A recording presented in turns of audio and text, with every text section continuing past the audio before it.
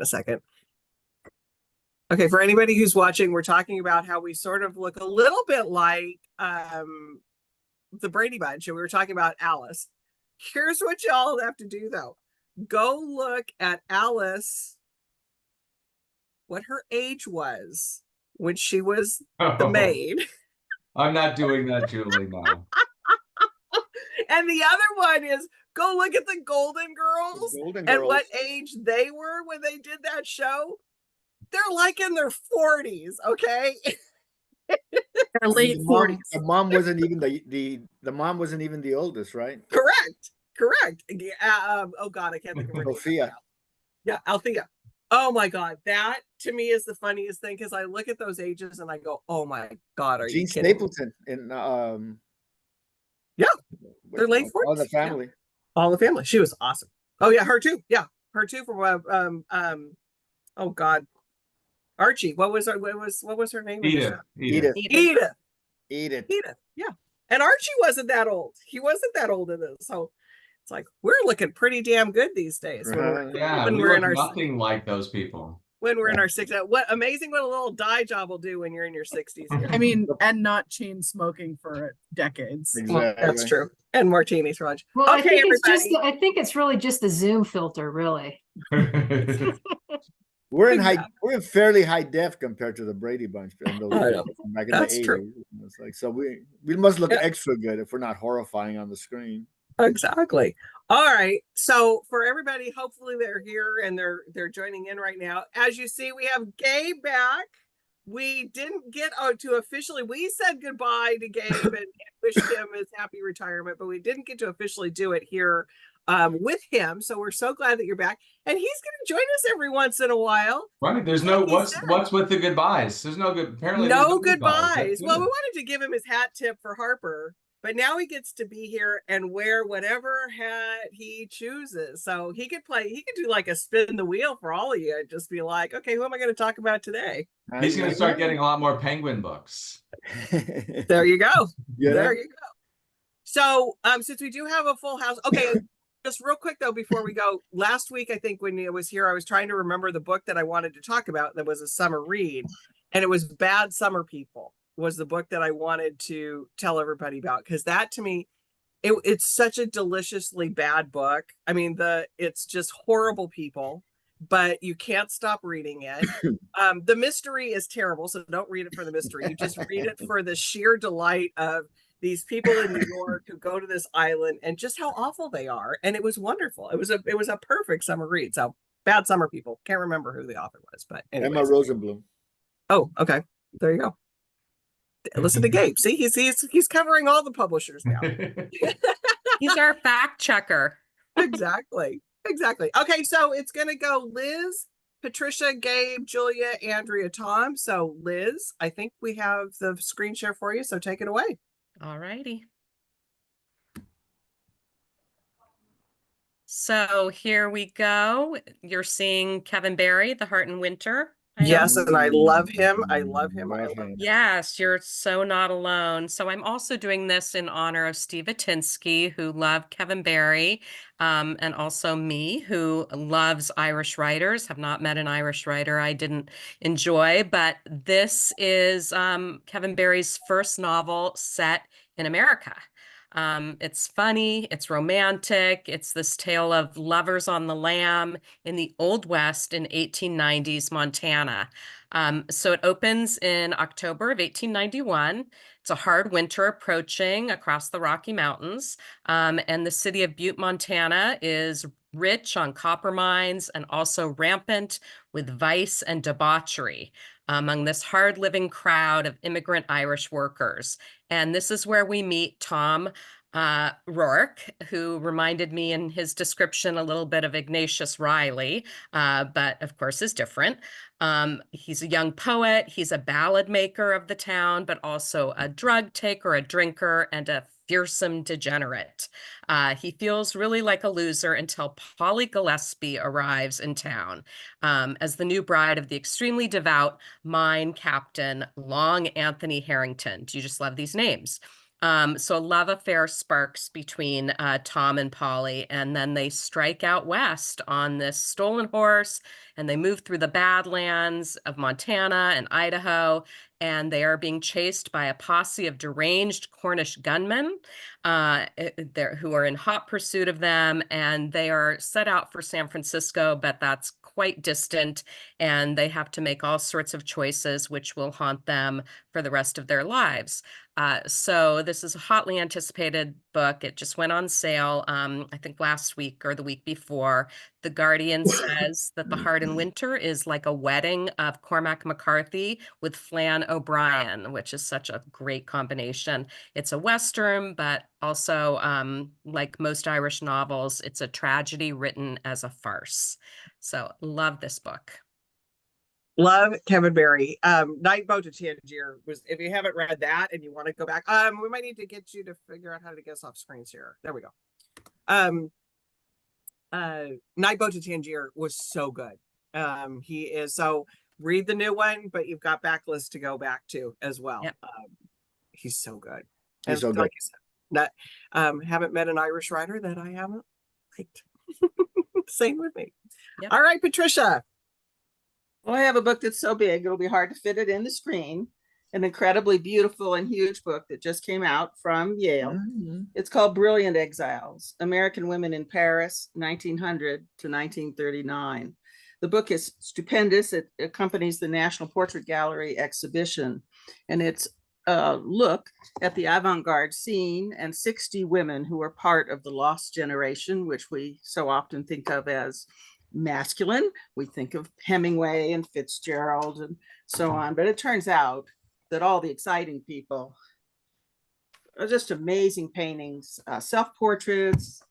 Of course, we want to begin with a collaborative portrait. Gertrude Stein and Picasso is emblematic of the era.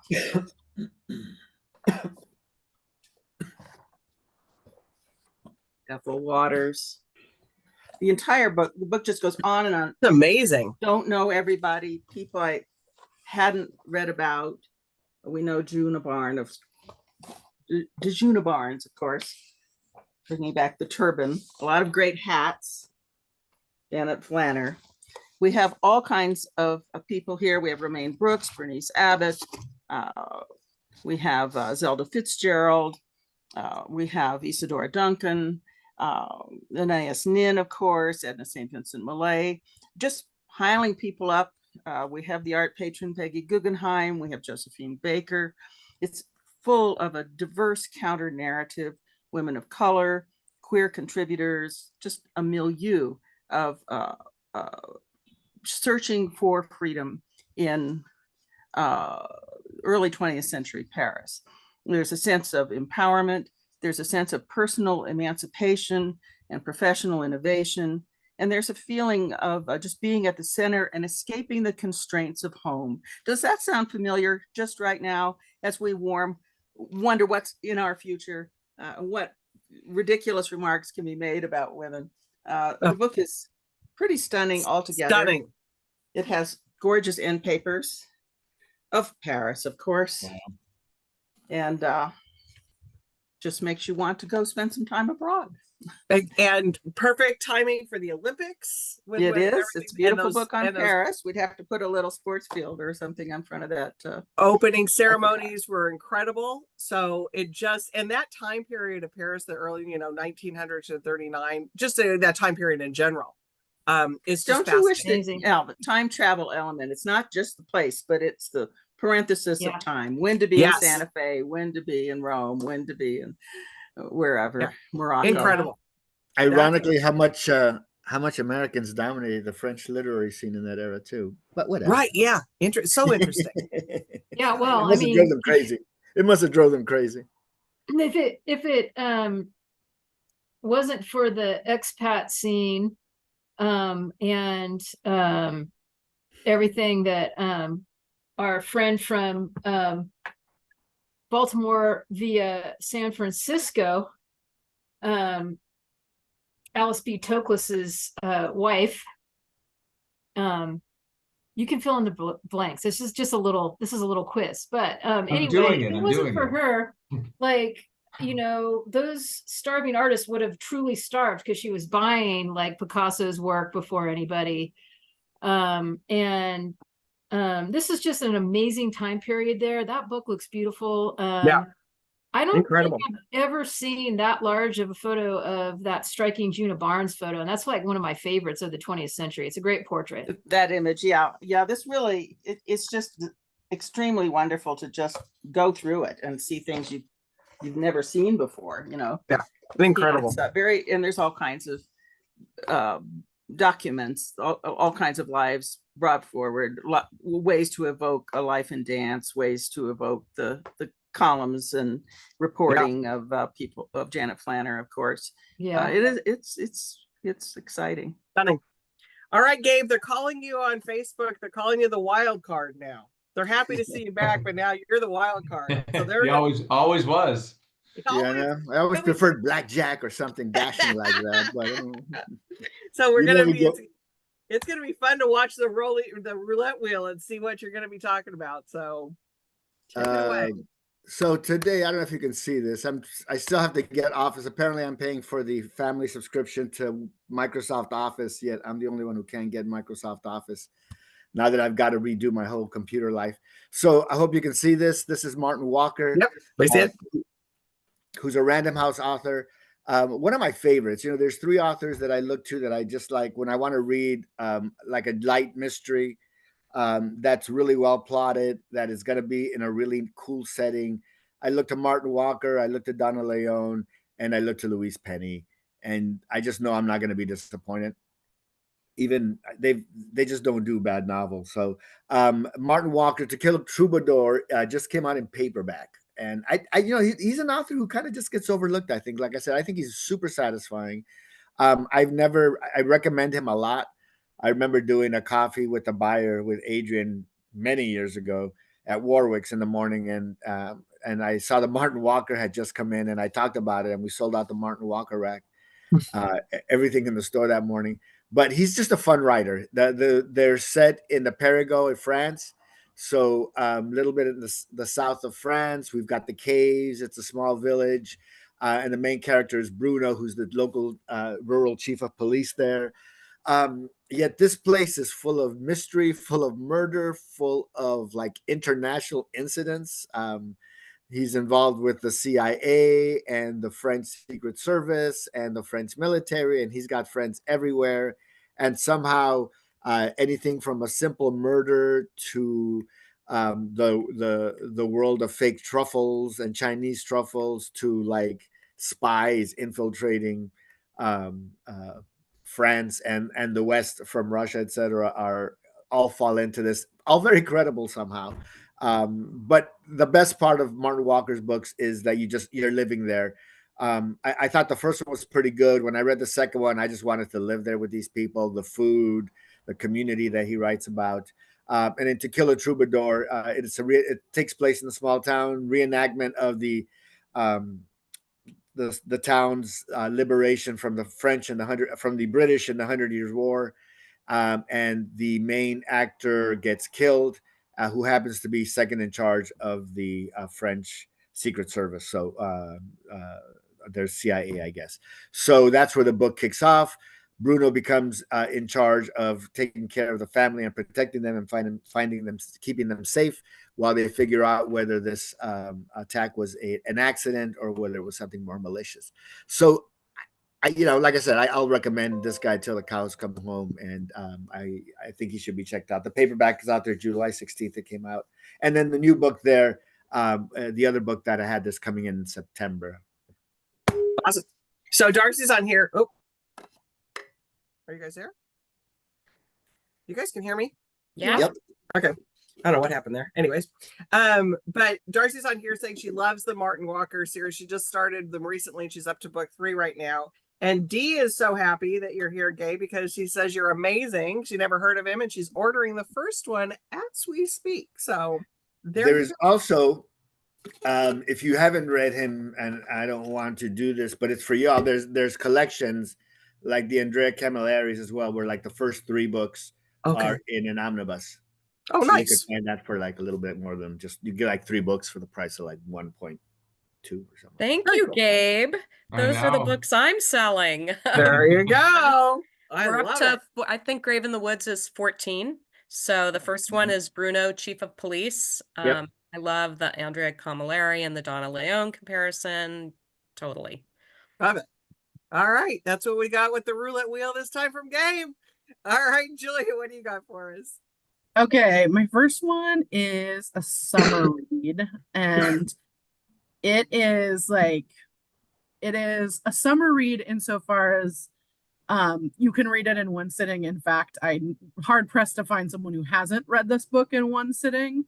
It's called The Most by Jessica Anthony. And this is very relatably, about a woman who one day gets into the pool at her apartment complex. And she has a husband and 2 kids. It takes place in the 50s. She gets into the pool and refuses to come out. And I've never read a more relatable heroine. I do often feel just getting in the pool and never coming out. But this book, what I think is so amazing about this book, it just tears through the plot. It's a short book. It's like maybe 150 pages. And it just absolutely moves. But really what you see is like these 2 people's marriage. It felt a little bit like a John Cheever story, or like Revolutionary Road or something like that, but possibly not as like dark and depressing. It is a phenomenal book. I can't say enough good things about it. I just think it's smart. It tells this story from a woman's perspective in a way that I've never seen told before. So it's not just that she's like sort of having some kind of break and won't get out of the pool. It's also that like you're like, yeah, absolutely, if I dealt with what you're dealing with, I would get in the pool and never get out as well. And so yeah, I just can't recommend it highly enough. Absolutely fabulous book, The Most by Jessica Anthony. It comes out tomorrow. Comes out tomorrow. And is that the is paperback original on that one? Paperback original. Awesome. Yep. Yeah. Because I was looking at that. I was just like, I noticed that I put a request in for her. I love that. I was thinking about this book back in November, I guess. By looking at the jacket, that's how good you are. I know. I was looking at that jacket going, this looks like it'd be a good one. I love it. All right, Andrea, what do you have for us? I'd like to start out talking about Cellophane Bricks, A Life in Visual Culture by the great contemporary writer, Jonathan Lethem. Very exciting. This is from Z Books, which is a small indie press that publishes in conjunction with Unnamed Press, one of our locals in Southern California. And basically this is it's a compilation in some ways, as it collects a lifetime of Lethem's art criticism and writing on art, which is fully illustrated here, as you can see. So it's got a bunch of beautiful, fully like full color illustrations throughout. But these are from his own art collection and elsewhere, like just for, like based on some of the art that he's writing about. But it's also in some ways a stealth biography, in that Lethem started out as an artist. He thought he was going to be an artist. He spent his childhood in his father's art studio and did probably thousands of drawings, put together like his own comic books, collage work, you name it. And it was only at the age of 19 that he decided to become a prose stylist of some note. And so we're happy about that, but he really is like fully wed to exploring and celebrating the visual culture. So this book is just gorgeous, I have to say. It's about, let's see, 416 pages for $40, and well worth that price because of all of the beautiful reproductions here. and it's out tomorrow, officially. And we're so excited about this. There was a nice quote in the Los Angeles Times book review. Lethem is one of our most perceptive cultural critics, conversant in both the high and low realms. His insights buffeted by his descriptive imagination. So that's a nice little blurb there to just really highlight what's going on here. And I think this is a book that, how is it not going to sell over the holidays? This is a perfect book for anybody who's a completist in the Lethem verse. So people are going to pick this up. For sure. It's beautiful. And Beautiful. anything by him is absolutely. So that's a little treasure right there. Yep. All right, Tom. All right. You're gonna I've got a surprise us paper. with. I've got a paperback of note. It's called The Truths We Hold by Kamala Harris. This is, of course, backlist at this point, and like we as a publisher were as surprised as the country a week ago. So we are reprinting as fast as we can. So that we sold out what we had immediately, of course, and that sold out immediately. So more books are coming in the next couple of weeks. But The Truths We Hold. This was the hardcover. This was her memoir that we published just before in 2019 when she was running for president, and then the paperback came out when she was just about to be picked by Biden as vice president. So it's her memoir of growing up in Oakland, daughter of immigrants, scientists. I mean, there's so many things that most people don't know really about Kamala Harris. So everyone's eager to learn now, and this is the place to go. And it's scary as I was looking at it earlier today, how yes, it's a memoir. Yes, it's about her growing up and becoming the woman and leader that she is. But it's also about the moment she's writing about, the moment she was in, we were all in then, and we are still in today. This very, she says, one of the things she says, because years from now, this moment will have passed. Well, I hope years from now, this moment will have passed. And our children and our grandchildren will ask us where we were when the stakes were so high. They will ask us what it was like.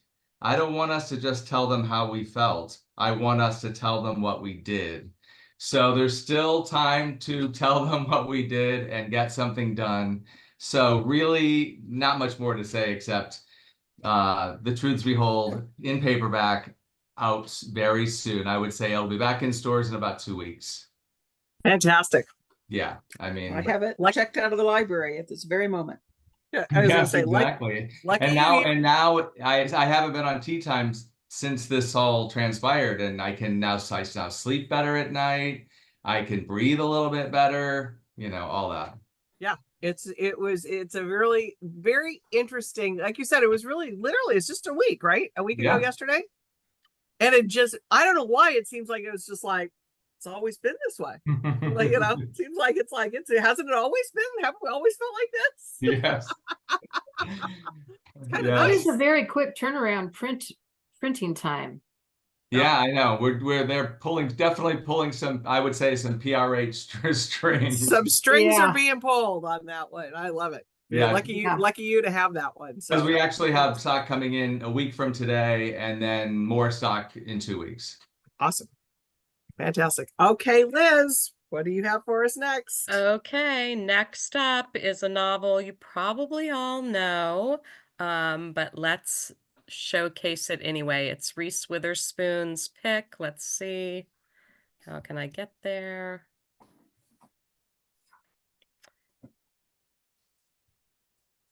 J. Courtney Sullivan, The Cliffs. So this was the Reese Book Club pick for July. J. Courtney Sullivan, we've been publishing her for a while. She's just a tremendous writer and researcher as well. I just listened to Mary Louise Kelly's All Things Considered interview with her.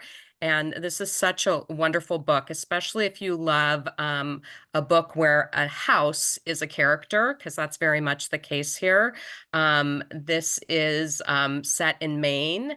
And so on a secluded bluff overlooking the ocean sits this Victorian house. It's lavender with gingerbread trim, a home that contains a century's worth of secrets. And by the time our main character, Jane Flanagan, discovers this house as a teenager, it has long been abandoned. And in the interview with Mary Louise Kelly, she talks about how this is inspired by an abandoned house that she and her friend stumbled on and had to know everything about. So it's a century worth of secrets, and by the time she's there, it's abandoned. And then this is an irresistible mystery to Jane because there are still clothes in the closets, marbles rolling across the floors, dishes in the cupboards, expired food, and it becomes a hideaway for Jane because she retreats there to read and to escape her alcoholic mother and her dysfunctional family. And then the novel skips 20 years later, and Jane is now a Harvard archivist. And she returns to Maine because she's made a terrible mistake in her life that's threatening both her career and her marriage. And she is horrified to find that this her beloved Victorian house, is now barely recognizable. The new owner, Genevieve, has gutted it and turned it into this sort of modern monstrosity. It's glossy white, straight out of Shelter magazine.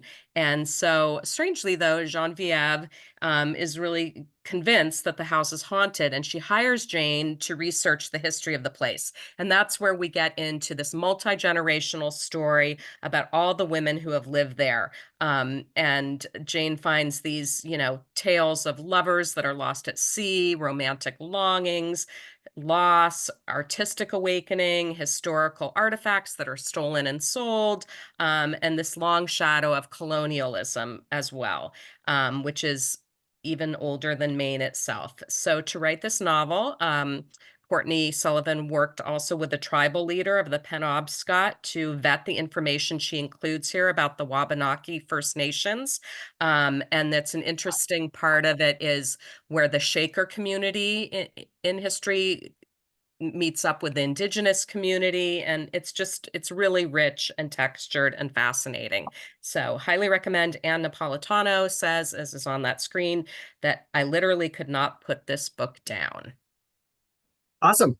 Yeah, Darcy's on here saying she just finished it. Lots of interesting topic tie-ins for women's history. So, and Great. she's a Smithy, which I can't. I know Mary Lee at the store is the Smithy, and there's somebody else at the store that's reading it. You want to pop us off of the screen share? Yeah. Yeah, I can't remember who at the store is reading it, but they're loving it. So it's a good pick. All right, Patricia, what do you got for us? Well, I'm doing another absolutely enormous book, too big to fit. Here it is. Ta-da. This is The Smithsonian Trees of North America. It's been 10 years in the making, just to give you an idea of the heft of the thing. Wow. It is stupendous. It's, extremely heavy. There will be no paperback. This is a spectacular and very scientific book, not a book of pretty pictures of trees, but 3,000 photographs of leaves, flowers, fruits, seeds, bark. The author actually developed an app which identifies the DNA of plants. It's a very in-depth look at the biology of trees, their value, their structure, their evolution. There are notes on ecology, on conservation, close descriptions of each genus and family, consequences of environmental change. It's quite spectacular, kind of an essential guide. To give you an idea, I'll look at a couple of pages. This one, of course, is near and dear to me, the single leaf pinon from our area of the country, and in a large section on pines and a discussion of course, where it's found. For you all, I picked the California fan palm. Here it is. It's looking fabulous. And other palms of that kind. Here we can see the Mexican fan palm.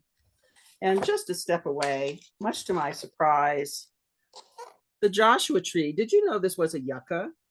Why did I not know that? And so it's quite stupendous. There's already talk, I think, of a reprint. It's just started shipping. It's a magnificent sort of once in an era book coming from Yale. It has, of course, beautiful botanical endorsements from all over the place. and kind of a must-have for the serious nature lover. And another one of those, it's the perfect gift for someone for the holidays. That is a either As long as gift they it don't to drop yourself. it on their toe. Wonderful. Yeah, beautiful. All right, Gabe. You need to unmute yourself. I'm going to jump over to Tessa Hadley, who is one of my absolute favorite short story writers, novelists, anything she writes. I probably told the story before. I remember we published London Train in paperback as a paperback original. It was a New York Times notable. Then we published a second book. It was a New York Times notable as a paperback. And then one day I realized, wait a minute, is this the same Tessa Hadley I've been reading in the New Yorker forever? And it was, and it just like it never connected for whatever reason. But since then I've read everything she's written and every novel and every story. And there are a few authors who have her sense of simplicity, looking at I'm not a big fan of like domestic dramas necessarily. But she will sit in the middle of a room and write a book about a family, and I will devour it because she has some really keen insights. She creates complex characters that have something to say and are thinking things, are involved in things. And in this is a great short story collection, I thought. She writes about small incidents that have big consequences, and there are 12 of them. I think it was 10, 12 stories. Each one quite different from the other, and they're just so fully fleshed out, which I think these are short stories that probably took a really long time to write because they're so tight and so well told, and the narrative and the focus of what she's trying to do, she just does in a handful of pages. And I should be, after doing this for 37, 40 some years, I should be more eloquent in how I speak of somebody like Tessa Hadley, but I just don't really have the words to describe how excellent I think she is as an author. So give her a shot. I think you'll see what I mean when you read her. If you've read her, you know what I'm talking about. Yep. But and you haven't words. talked about and you've been talking about Tessa, and she's always bubbling, and I haven't quite got there yet, and I'm gonna get there. I promise I'm gonna get there. So that's paperback short stories that just landed. All right, excellent on that. And everybody on here is loving what's happening today. Lots of variety and good recommendation. Beth is saying we got such great variety today already with great recommendations. So there we go. Julia, what are you going to give the fans next? All right. Well, I feel like I would be remiss if I didn't talk about the Olympics because, I'm the resident sports fanatic. I love it. So this came out originally in 1995. This book is called Little Girls in Pretty Boxes, The Making and Breaking of Elite Gymnasts and Figure Skaters.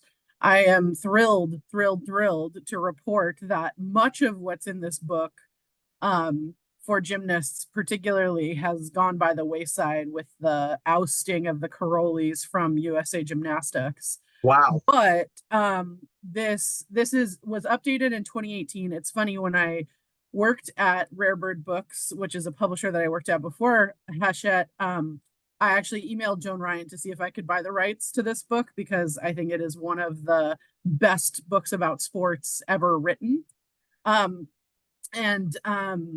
She informed me at the time that Grand Central was about to go back into print with a new edition of it.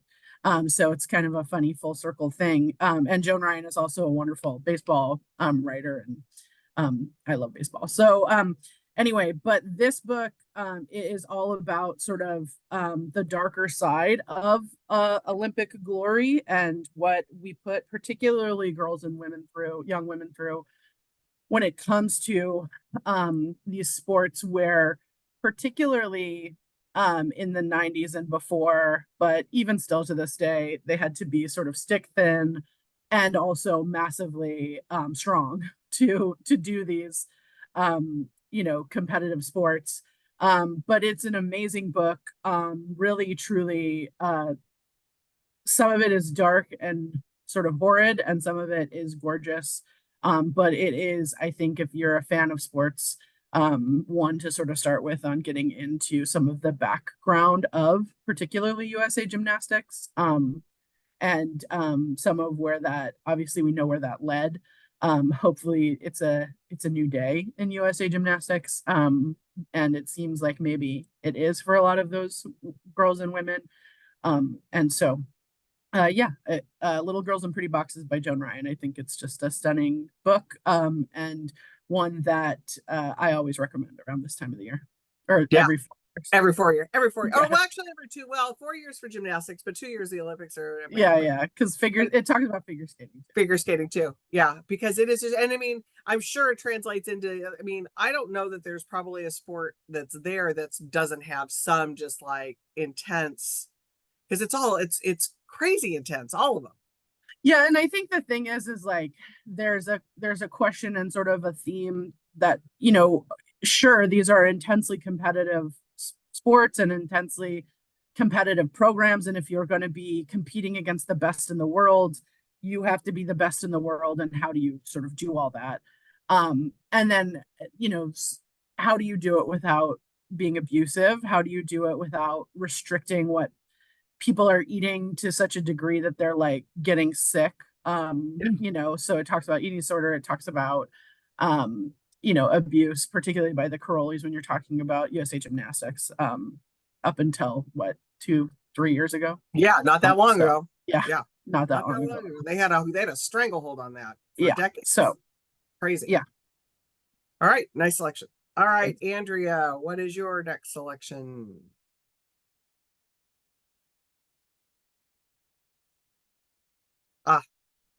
Sorry, I could not unmute. So I just wanted to give a shout out for the postcard that came out earlier in trade paperback. But I just wanted to talk about it because I do think that, well, first off, we're moving into August, which is Women in Translation Month. And this was translated by a woman, and written by a woman, Anne Berest. And I'll just read a quote from the New York Times Book Review about it. Powerful, meticulously imagined, the postcard translated into a lucid and precise English by Tina Cover takes its readers on a deep dive into one Jewish family's history and inextricably into the devastating history of the Holocaust in France. A powerful literary work that contains a single grand-scale act of self-discovery and many moments of historical illumination. So that was from the New York Times Book Review when it came out in hardcover. And this is, yes, it deals with tragic and terrible events during World War II, but it is also life affirming, and the writing is incredible. And I think that this is a book now in paper that could really,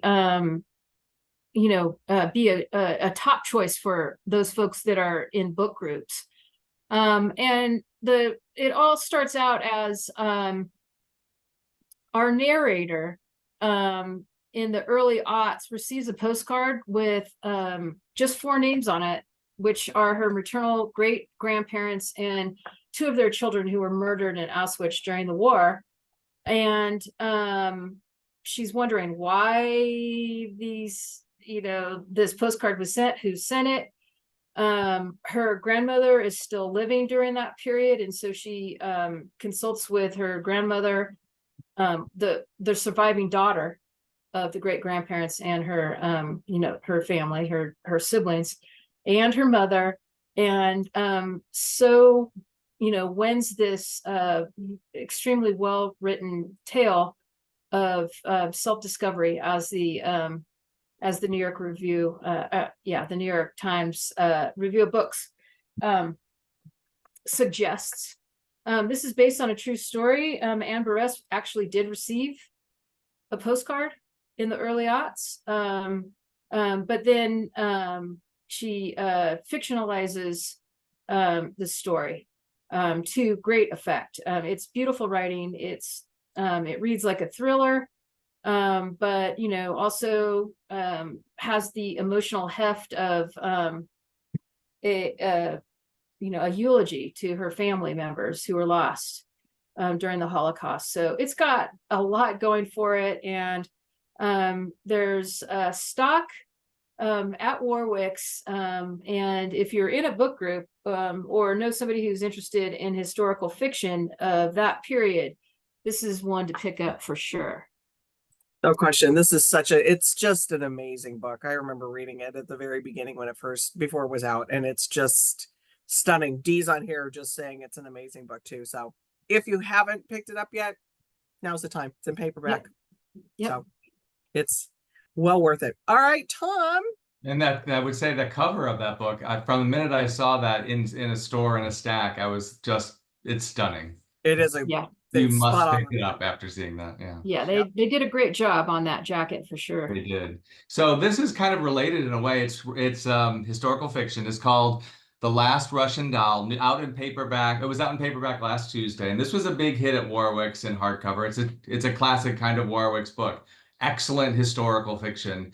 It takes you from the Russian Revolution right up into the end of the Soviet Union, and it's about the women in a family, the daughter and mother who must flee Russia after the revolution, and then their granddaughter who goes back to unravel the mystery of what happened during that time. So you're learning about Russian history at the same time as you're, frantically turning the pages. And it was the author it's her first book, and she's a expert in Russia. So she's studied the country, she'd studied the history, and she brings all of that to the page, but not in a way that shows off the research and the history. It's just there because she knows it so well. So it's a great way to learn about Russian history, and then it's a really compelling story. And I love that it was nominated for an Edgar Award, which is the Mystery Award, right? But it was nominated for Best First Novel because it does have a mystery at its core. But it's not like it's not a detective novel. But it just shows you how page turning I think it really is. So great to have it in paperback. Book groups will love this. The Last Russian Doll. I love it. Yeah. Another good cover. Really great cover. Yeah. Yeah. All right, it's lightning round, so we'll go through these last ones quickly. So Liz, start us off. Okie dokie. Going to my slides. And ta-da, you're having Jasmine on Yes, we August 8th. are. And this is getting a ton of attention, a ton of media this summer. It's similar. It's being comped a lot to Lab Girl by Hope Jaron, who gave it a great quote too. So Sharks Don't Sink is marine biologist Jasmine Graham's uplifting, beautiful memoir about the challenges and the passion of being a young Black scientist outside of academia. So in these pages, readers will be totally mesmerized by her connection to nature's most misunderstood animal. As a girl, she fell in love with a bonnethead shark, and now, that sounds strange, but she loves sharks, and it's now her life's mission to protect these creatures and uplift other BIPOC scientists. And really reading her words about how nurse sharks can be cuddly and cute, it's pretty convincing. And just all the science that you learn in this book, and it's very accessible. Consider that sharks have been on this planet for over 400 million years, and there's really a lot they can teach us about survival and adaptability. For example, how do sharks, which unlike other fish are denser than water, stay afloat? They keep moving. So for Jasmine, navigating the choppy waters of traditional academic study was no longer worth it. And that meant really creating an ocean of her own. So she was joined by 3 other Black women to form Minorities in Shark Sciences, which is known as MISS. And this is an organization dedicated to providing support and opportunities for other young women of color. And she became an independent researcher, a rogue shark scientist seeking ways to really keep these extraordinary and endangered creatures swimming free. Here's Science Meets Social Justice. It's a guidebook to respecting and protecting some of nature's most vulnerable creatures, and also lending grace to ourselves. It's a really beautiful journey. Awesome.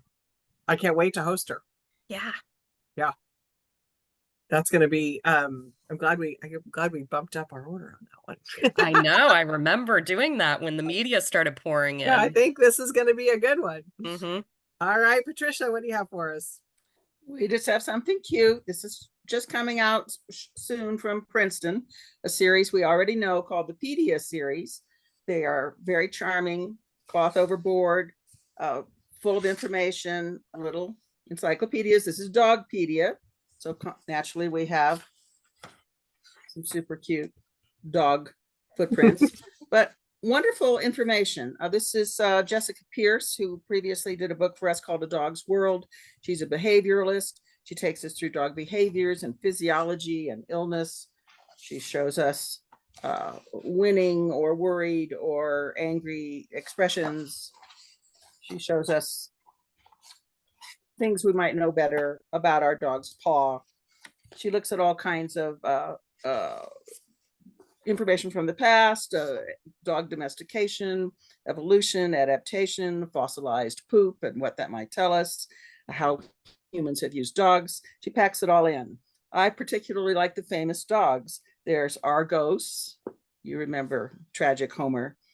Balto, I have been to the Iditarod and know that noble dog. We talk about Boji, Laika, Lassie, Snoopy. I don't know if any of you have been to the Museum of Jurassic Technology in Culver City, but there is an entire room devoted to Soviet space dogs and worth attending. So it's full of captivating drawings. It's a nice package. We've previously, I think, here, I've shown you Sharkpedia, which you might want to bring in, and Lycanpedia, which is also lots of fun, and others. So Dogpedia is our first mammal. Love it. Love those. I love those kind of gifty cute. book, cute gifty book things, but like they're smart. They're fun things. All right, Gabe, what do you have? All right. So I came on for two things today. I'm not going to be interrupting people. You guys got a thing going, so I'm not going to be bugging here a lot, but I just wanted to come on for one Want you thing. to come. Thanks for the nice words on the day that I couldn't make it. I was stuck in traffic and I was like, do I get off and add another hour to my trip, or do I get stuck in traffic? So I apologize. But it was very nice what everybody said. And then the other reason is because tomorrow, one of my favorites goes on sale, and Willie Bloughton's The Horse goes on sale. Book that is getting some good reviews abroad here in the States as well. Willie writes about this milieu of the down and out, the downtrodden, people who are usually excluded from high literature. In this case, it's a little self-reflecting in a lot of ways. He sort of bounces some stuff off himself. Willie is a lot of people haven't heard of Willie Bloughton here in the States, but in Europe, he's big in Europe. In Ireland, they tour the whole country in Ireland. There are places where he's very big and well known for his band Richmond Fontaine that he fronted for years, which was kind of a folksy a rock band, and then his new group, the Lines, is really a lot of fun, and you should check him out. But he writes about these people who are they're all around us. They've suffered. They haven't had the right upbringing. They haven't had any opportunities. They don't have any luck. There are a lot of people like this in the world, and everything they do seems to take them down the wrong path. And they have trouble negotiating the world around them. And in this case, it's similar. I think the Guardian review was very cool in mentioning, while he works, he really, works this ground, and you won't mind reading it again because it's a different character. It's a different set of characters. L. Ward is a down and out singer-songwriter who's seen better days. He was a guy who's managed to eke out a very modest living writing and playing in bands hither and yon, but never really made it. never made any money really to speak of. And he's kind of at the end of his rope. Addiction's taken hold. He's 65, the body's starting to ache, and he isolates himself and becomes sort of a hermit as he starts breaking down and his mind starts leaving him, he feels. And one day, a horse pops in front of his little cabin that he's staying in, and the horse is pretty much crippled and blind, and very much a reflection of Al, in other words. So it seems a little obvious at first. You're kind of like, I get it. But you know what Wally does with the words, with the language, with the characters, and the world that he creates. Really a satisfying novel. And I always get choked up when I read a Willie Vlautin book because there's a lot of heart in every one of his books. And I think this book is no exception. So if you haven't read him, give him a shot. I think he's an amazing writer. He's won a PEN Faulkner Awards, well, one of the PEN Awards. And his music is fun. The lines, go Spotify him and throw it on in the background. It's some good stuff. I love it. And like you talked about Tessa, you've talked about Willie a lot. So now's the time. Right. Well, I wanted to say, when I read the LA Times review yesterday, which is a rave review, I thought of Willie, but I also thought of you, Gabe, because I'm sure I wouldn't know Willie Vlautin at all were it not for you. So there you go. Exactly.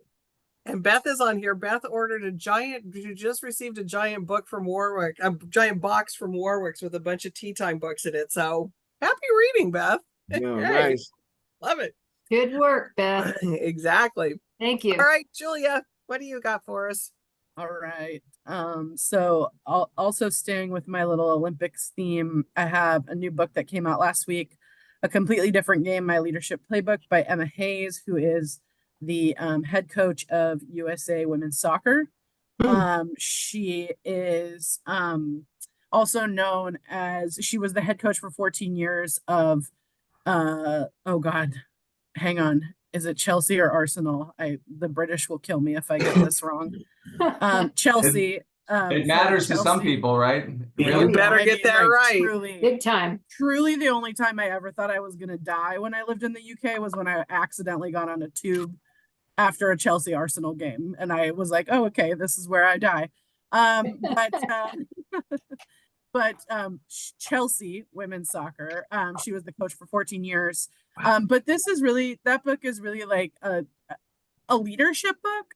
It is about her life and how she sort of came into soccer and into coaching, but also a book about leadership and what leadership looks like, and maybe from a different perspective, from a woman's perspective, from a perspective of a female coach of the highest level of athleticism. So something we maybe aren't that used to seeing. So it's something that maybe if, you're looking for a good leadership book, but something that isn't what you normally read in that genre, I think her book would be a great one to start. The title again is A Completely Different Game by Emma Hayes. And she is the coach of USA Women's Soccer, who just won their first game against Germany, or their second game. So they're going into the knockout round. So yay. I love watching all the soccer, but you know what I'm fascinated by too at the Olympics this time is the women's rugby.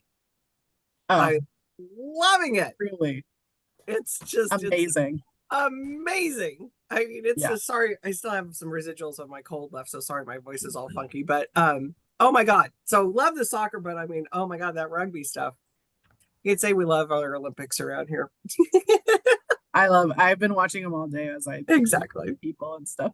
Yeah. Exactly. It's so great. All right, Andrea, what do you got for us? I played rugby at UCLA. Did you really?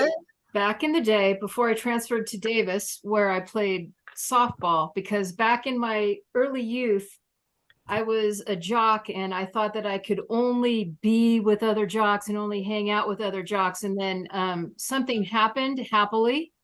And now I hang out with artists and musicians and free thinkers. So anyway, I decided to stop playing rugby because I wanted to retain the ability to walk into my 60s and 70s. It's pretty rough. Yeah. Yeah. I gotta sign off. Sorry. Gabe, okay. okay, wait, Thanks, Al. before you go, it was good having you. Come back anytime. Come back, Gabe. Everybody loves having you. So Thank thanks you, for guys. coming in. Bye, Gabe. Bye, Gabe. So for something completely different, I wanted to talk about The Devil's Best Trick, How the Face of Evil Disappeared by Randall Sullivan. I've talked just recently about another Sullivan title, Graveyard of the Pacific. He also writes mysteries. He wrote a book about LAPD corruption and an involvement of rogue gangster cops, possibly in the murder of Tupac Shakur and Biggie Smalls, the notorious B.I.G., which was an evil act. So I guess that maybe ties this book in. But this is an amazing overview of our search for why evil happens in the world and the identification of a satanic force in the world, and how it plays out not only in religious worldviews but also in secular. It is quite stunningly written. It has elements of true crime, religious and literary history, and it is just, it's going gangbusters, but it's just something I wanted to talk about. I didn't talk about it when it came out earlier on the spring list, but it's a book of note, and I think it's going to backlist forever. This is, I think that this book would appeal to people who read like Elaine Pagels' The Origin of Satan, The Rise and Fall of Adam and Eve by Greenblatt. Let me see, the work of Joanna Bork. And then even Karen Armstrong's The History of God. It's for that crowd, but it also appeals to, because of the fast-paced nature of it, and the true crime element, for readers of Killers of the Flower Moon. It's got a lot of different readerships here, and I just wanted to just bring this up because I think it's an interesting book that will backlist, as we say, forever. It's going to be in stores for a long time. And then the title, the compelling title, The Devil's Best Trick, hails from a Baudelaire poem. The Devil's Best Trick is to convince mankind that he doesn't exist. Love it.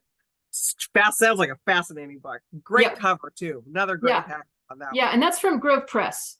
Yeah. And Grove, we know they're Grove does a great long-term, job. Randall Sullivan is a house author. He's he was formerly a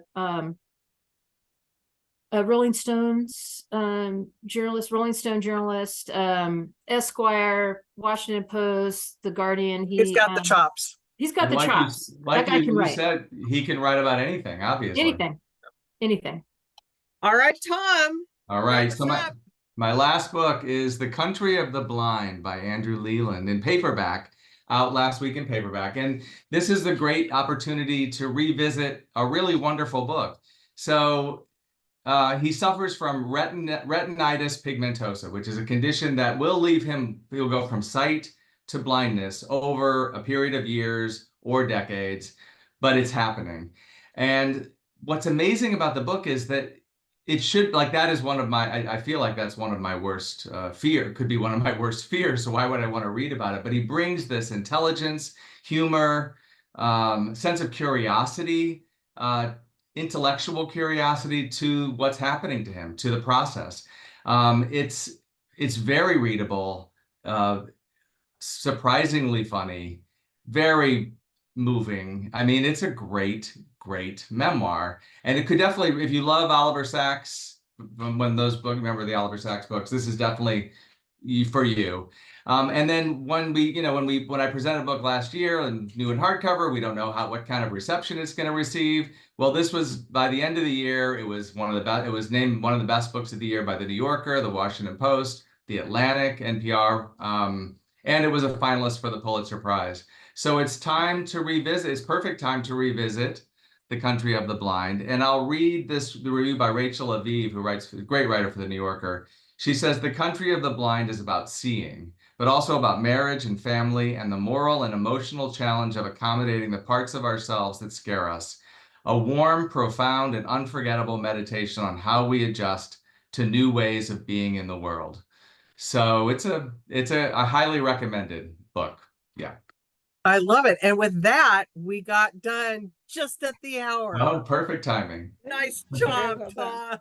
Tom. It was all planned that way, on the Oh, I on the know. dot.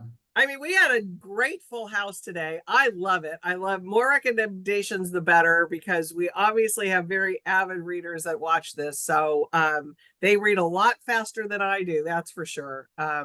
So great recommendations. And actually, Andrea, Dee, and Lori are on here talking because Beth, one of the books that Beth ordered was I Cheerfully Refuse. And there's some definite discussion going on in the chat about that, Excellent. about how they had to take a minute after reading that book. So I Yeah. love that.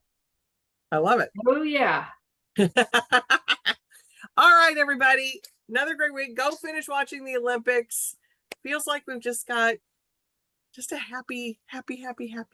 So it's all good. It's all good stuff. There we go.